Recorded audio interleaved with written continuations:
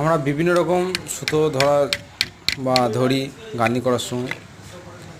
আজকে একটা দেখাচ্ছি আপনাদের। দেখিন, এই যে দুটো ছোটো ছোটো পাটা নিয়েছি, দুটো পাটা নেওয়ার পর দুটো পেরেক মেরে দেওয়া হয়েছে। পেরেক মেরে দেওয়ার পর এই যে দেখছেন সুতো বাঁধা হচ্ছে। সুতো বাঁধার পর দেখাচ্ছি আপনাকে কেমনভাবে পিলারের সাইডে লাগাতে হবে। এই সুতো বেঁধে দেওয়া হলো। এই দেখুন পিলারের সাইডে যেই বাড়িগুলো ফুল পিলার হয়, সেই বাড়িতে পিলারের সাইডে এরকমভাবে লাগিয়ে দেবেন। আরেকটা ওই সাইড দিয়ে, মানে যে বিপরীত পিলার থাকবে সেই বিপরীত পিলার দিয়ে এরকমভাবে টান দিয়ে বেঁধে লাগিয়ে দেবেন। তাতে তাতে দেখবেন গার্নি করতে সুবিধা হবে।